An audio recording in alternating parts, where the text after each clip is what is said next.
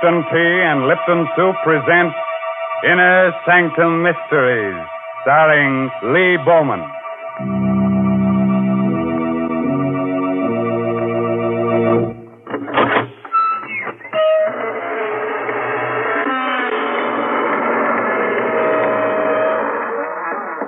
Good evening, friends. This is your host, Raymond. Welcome to the Inner Sanctum. Come in, won't you? What are you staring at? The walls. Well, you know that old saying about walls having ears. Well, these walls have eyes and a nice assortment of fingers and hands. One of them has a heart, but can't beat that.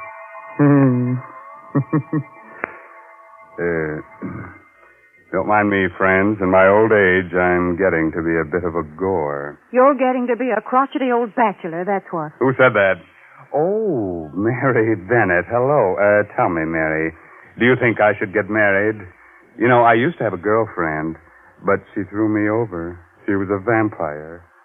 She said I wasn't her blood type. Mr. Raymond, please, what a silly thing to say. More and more, I'm convinced that what you need is a wife.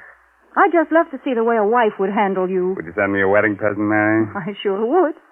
I'd send you a big supply of Lipton's noodle soup. You know, I'll bet your wife would appreciate that. My goodness, in the old days, it took a woman all day to make a pot of noodle soup, whereas nowadays it only takes a jiffy. That is, when you use Lipton's noodle soup mix. But Lipton's has got the same homemade taste, believe you me. It's got the same chickeny flavor. Yes, sir, a hot plate of Lipton's noodle soup is a grand welcome home for the whole family.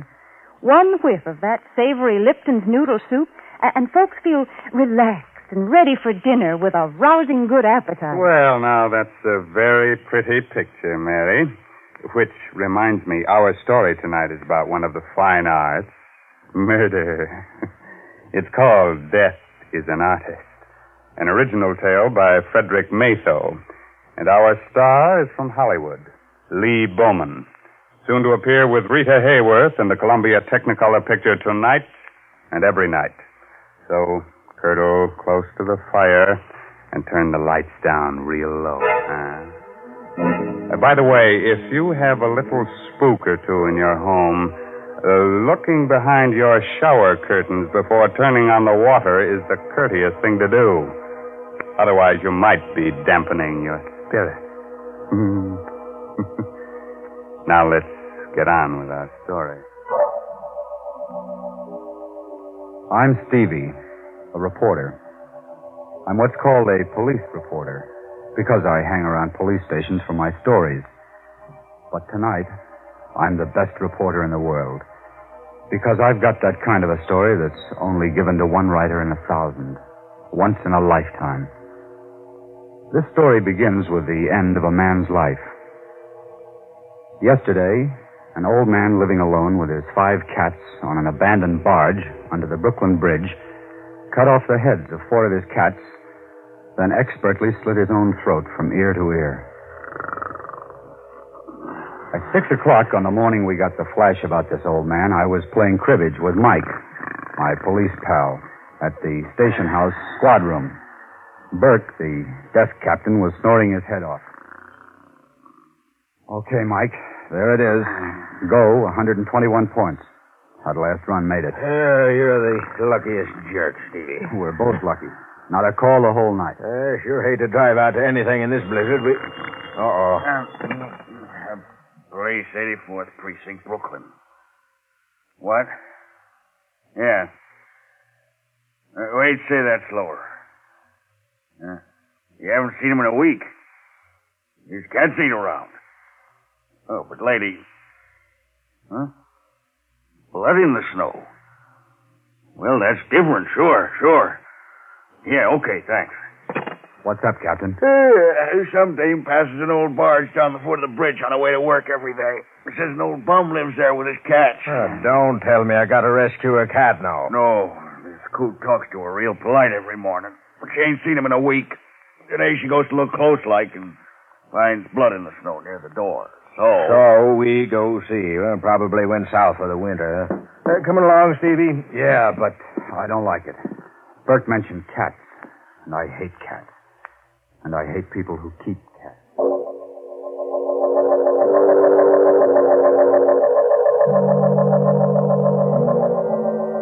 Well, this is it, I guess. Come on, Stevie. Hey, look, Mike.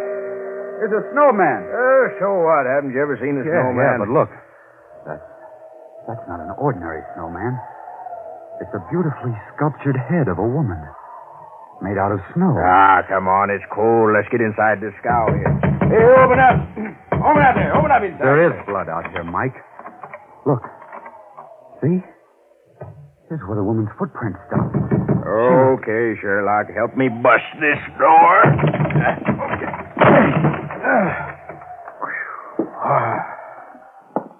Oh, what's the matter with you? Look on the floor. Holy mackerel. 1, 2, 3, 4 cats with their heads cut off. And another one. Alive. Hey, where are you going? I told you I can't stand them dead or alive. One of them clawed me when I was a kid.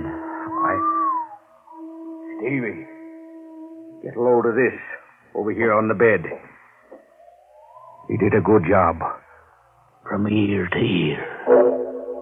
He had done a good job. He was naked to the waist, and his hairy torso was bathed in blood. His head lay to one side and was nearly severed at the throat. His mouth, a strangely sensitive mouth, hung foolishly open in the middle of a matted mass of beard. But it was his eyes that stirred something inside me. They were coal-black agates that smoldered with defiance, even in death. They seemed to carry a message only I was meant to see. I turned away and stumbled over a small wooden box.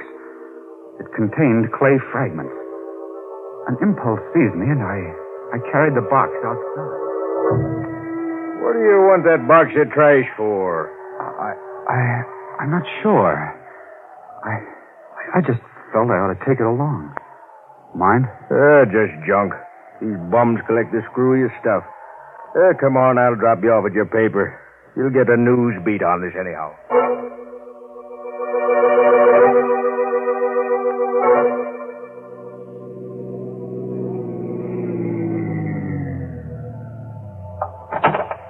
Okay, Mike.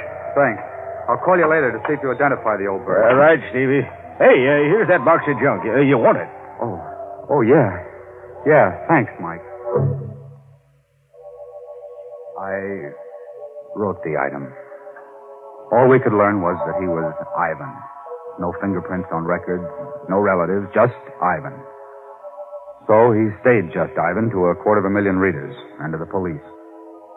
But to me, he was a man who had not yet died. I poked through the rubble of clay in the box, and I was about to throw the whole mess out when a time-blackened metal tag caught my eye. It was the kind of tag used to mark paintings or statues. It read, Agatha, January 2nd, 1924. 20 years ago, today. And below that was a name, Ivan Thorne. The name jangled a bell in my memory. It frightened me. It fascinated me. I rummaged in the box some more. A hunch grew to certainty. Ivan Thorne had been a sculptor. Here was a fragment of clay, a nose. Here, part of a chin. Here, an ear, a woman's ear. And the snow image of a woman's head came to mind. Why did Ivan Thorne, a sculptor of obvious talent, do a head of a woman named Agatha in clay, then on the same date, 20 years later, as a bum, reproduce it in snow and slit his throat? I found the answer in the yellowed clippings of the newsroom morgue. The story of Ivan Thorne was filed under Murders Unsolved. After I'd read the story, I marched into GC's office. Hey, what's up, Stevie? They study the Brooklyn Bridge again? No. You read the item on the old guy I found with his throat cut? Sure. Cut off his cat's heads, then his own. Unidentified. Good item. I know who he is. Was. Yeah? Story? story. You got time to listen? Shoot. Well, this begins in a sculptor's studio off Washington Square on a stormy night long ago. Ivan Thorne and Agatha, his wife, were having words. For the last time, Agatha, are you really going through with this divorce foolishness? For the last time, yes. I'm tired of living from hand to mouth. I'm tired of your stupid statues. I'm tired of your stupid cats. I'm tired of you. All right. I'll give you the divorce. You can marry Greg Stevens. He'll give you everything you want. But Horace stays with me. I want custody of the boy. The court will decide that. Agatha, I've been working on that head of you for a year. It's good. I think the museum... Oh, that thing? It doesn't even come close to looking like me. Of course, that head isn't you. It's what I remember you as when I first met you. Ivan, let go of me. You're hurting me. All right. I'll let go of you. But I'm going to finish that head, Agatha. And you're going to help me. I will not. You'll get your divorce. Only if you agree in writing to pose me one day each month for 6 months. I must finish it. 6 months, And what about Horace? He's away at school all the time. We'll let the court decide a decent arrangement. All right, Ivan, I'll do that. Give me that pen. Here. I, Agatha Thorne, agree to pose for a sculptured head by Ivan Thorne on the first day of each month for 6 months. Signed, Agatha Thorne. There you are. Now, get out. Get out before I break your neck.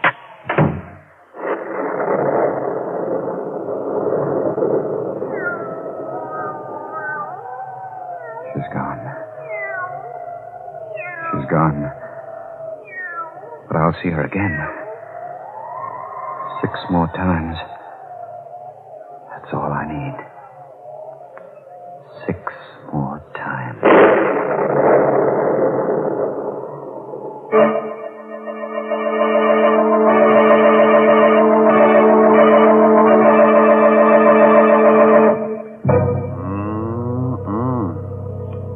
Sounds to me like this Ivan guy is working up a neat little catastrophe. Mr. Raymond. Yes, Mary. I got to thinking about that snowman they found. Did you ever make a snowman? Oh, sure, and I cut off his head for a souvenir. Kept it in the icebox over the summer. You're teasing me, Mr. Raymond. But you know, when I was a child, we used to spend all afternoon making a snowman. And then we'd go in the house for supper with our cheeks red as a frost apple and with a real country appetite. The house was so warm and cozy. Yes, and filled with all the exciting smells of good cooking.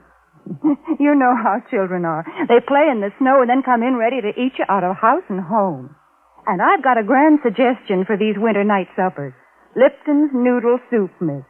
It's such a heartening dish. Thrifty, too. Costs a lot less than canned soup. Yes, Lipton's Noodle Soup just seems to belong to folks young and old who've got a healthy appetite and a yen for homemade chickeny tasting soup. Mary. Yes, Mr. Raymond? Mr. Bowman is waiting to resume his part of the young police reporter, Stevie. That's right. You remember, Stevie told his editor that Ivan was divorced by his wife, Agatha, 20 years ago, and how the events that followed turned the sculptor into the tired old bum he was when he slit his throat under the Brooklyn Bridge. Well, Stevie, did Agatha get her divorce? Yes, and the court gave her custody of their 6-year-old kid, Horace. She married Greg Stevens, and according to these clippings, she kept her agreement with Thorne. She posed for the head he was doing of her so that he could finish it. The first day of each month for 6 months, huh? Yeah. How'd he take the divorce and losing his kid and all? Beautifully. So everybody thought. It got to be the talk of the town. The three of them, Agatha, Greg, and Ivan, seemed to get along fine together. The Stevenses were frequent callers at Thorne's studio. Oh, Oh, I say, Thorne, why won't you show me the head you're making of Agatha? It isn't fair, you know. Well, not till it's finished, Greg. You wouldn't appreciate it as it is now. It really is good, Ivan. When will you finish it? Yes, Ivan, when? I want to finish it on New Year's Day. That will be the last time you need pose, Agatha. Can you make it that day? Well, I'll just have to, won't I? Yes. At 3 o'clock? At 3 o'clock. Come on, Greg, darling. Good night, Ivan. Good night, Ivan. My goodness, 6 months goes by so fast, doesn't it?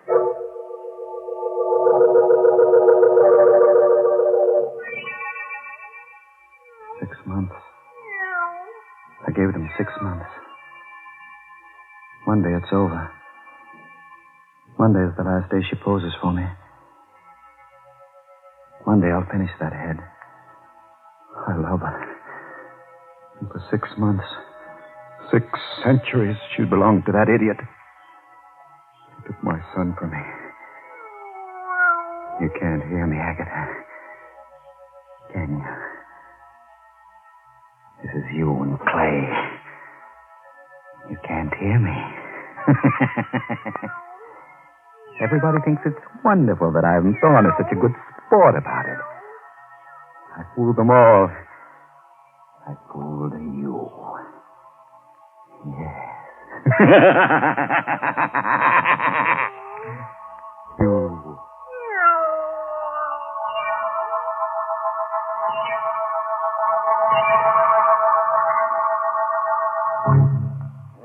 He really was out of his mind, Stevie, the Ivan guy. Sure, but with a madman's cunning, he disguised it well.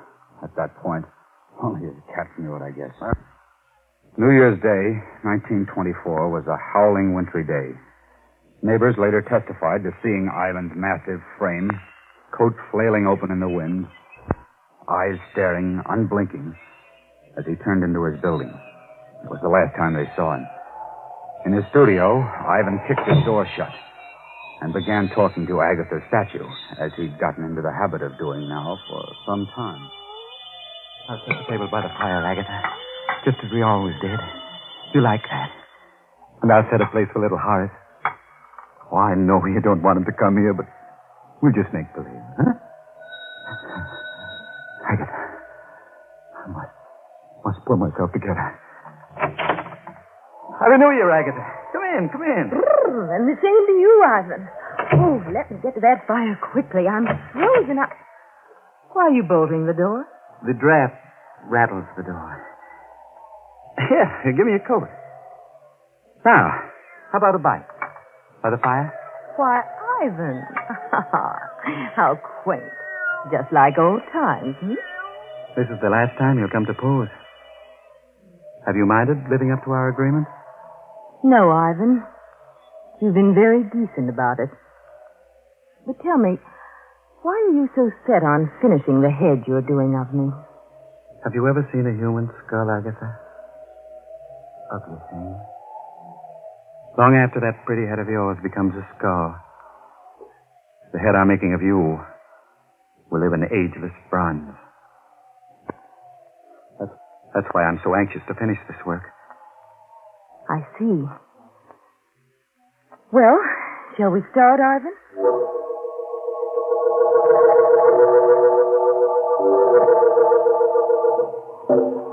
Ivan, you're not working. You're just staring at me.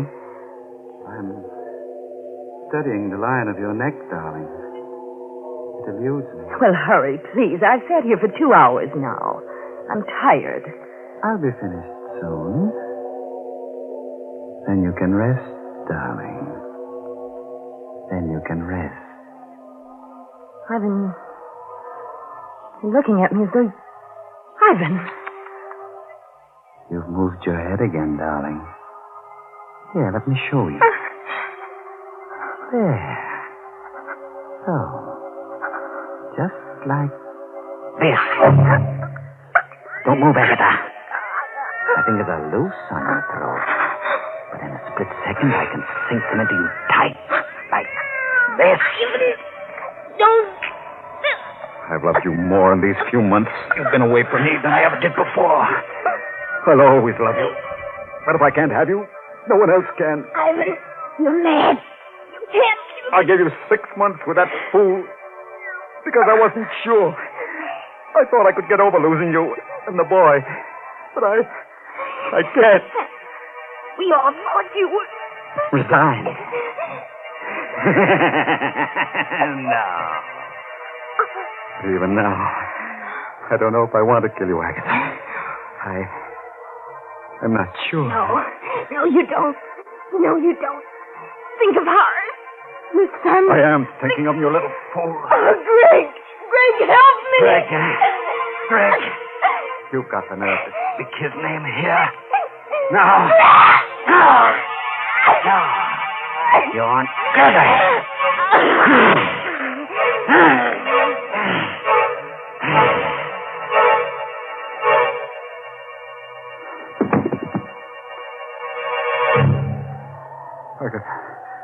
I did it. But you made me do it. How beautiful you are. Dead.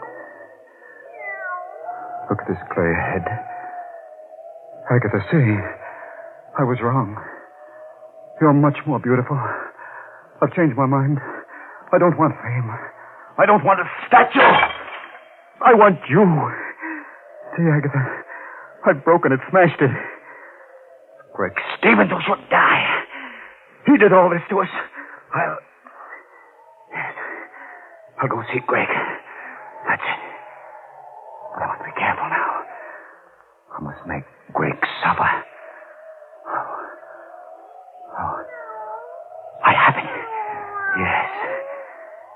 He must know that he, too, has lost Agatha.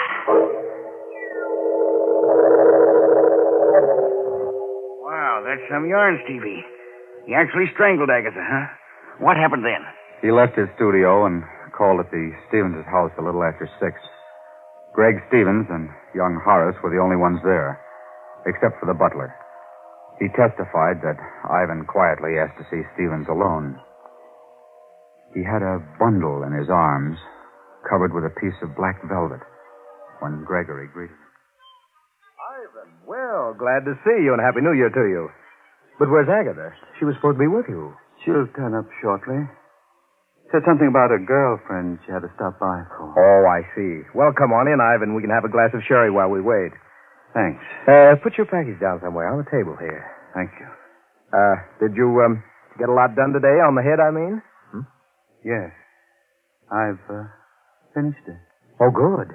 Say, that wouldn't be it in that box, would it? Yes, as a matter of fact, it is. Well, good heavens, man, let me see it. I've been kept from all this long enough now that it's finished. Wait. Till Agatha gets here. I'm going away for a while, Stevens. Before I go, I want you to tell me something. Do you love Agatha? A lot, I mean. A lot? I worship her. I adore her. You know what you did to me when you took Agatha and my boy from me? Well, the choice was hers. I'm glad for my sake. I'm sorry for you. But I thought you were resigned by now. Resigned? You poor fool.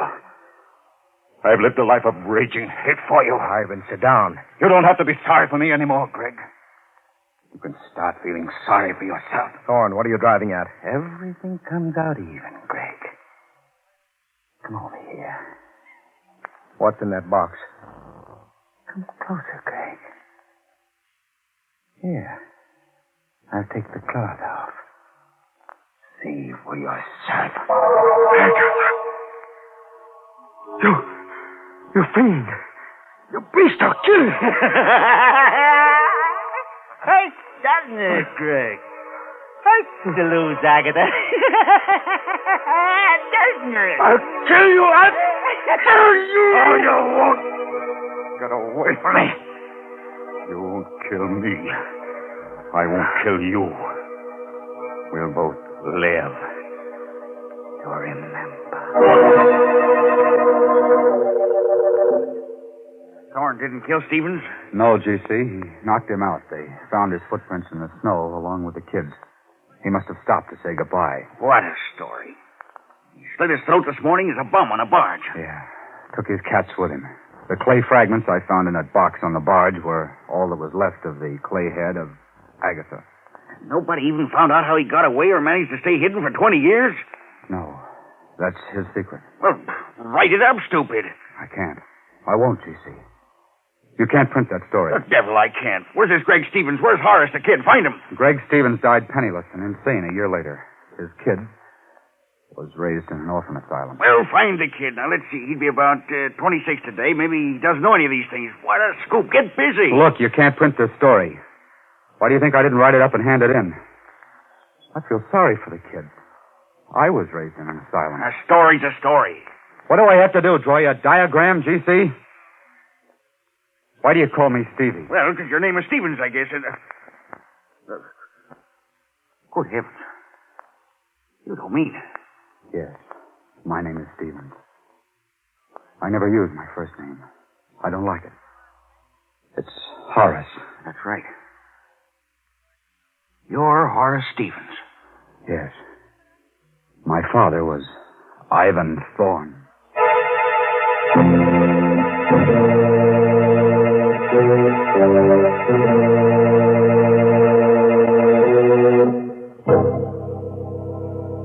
You have a little sculptor in your home. Better take his modeling away from him. Might grow up to be a bust. That's enough to give anybody the creeps. It certainly is, Mr. Raymond. Mary Bennett. Say, didn't you like our story tonight? Well, it was exciting, all right, but why don't you tell stories about normal, happy people? Of course, folks like that never get murdered or anything, but interesting things happen to them. Nice things, too. Like discovering Lipton's noodle soup, huh, Mary? Well, why not? Lipton's noodle soup is a good way to brighten up a meal, and good meals are a mighty important part of life. So, folks, maybe you've tried other envelope soups, but if you've never tried Lipton's noodle soup, you've got something real nice ahead of you, because Lipton's is the favorite noodle soup of them all. Our moral for tonight is don't drive alone. If you have a car, lucky you, form a carpool. Then, if you should have a flat tire, you'll be among friends on that cold, cold highway. Fun, huh? And Uncle Sam says join the carpool, too. He's not kidding.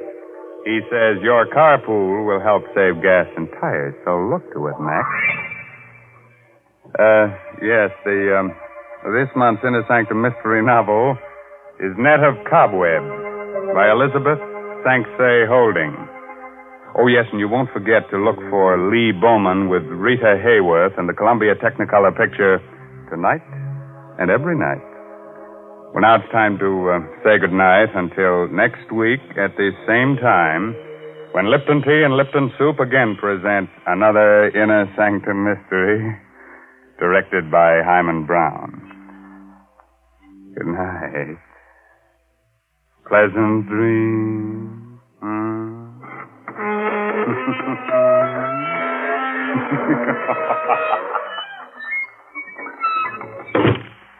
Folks, I got to thinking about wintertime, about snowmen and frost pictures on the windows, and about how cozy a house can be when there's a gale blowing outside. And then I got to thinking about Lipton tea, because a cup of Lipton, the tea with that brisk flavor, really hits the spot. It's so cheerful and warming.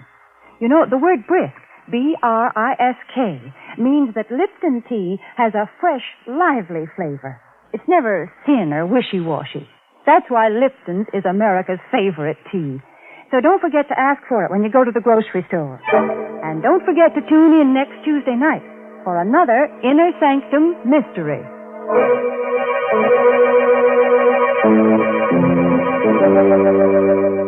This is CBS, the Columbia Broadcasting System.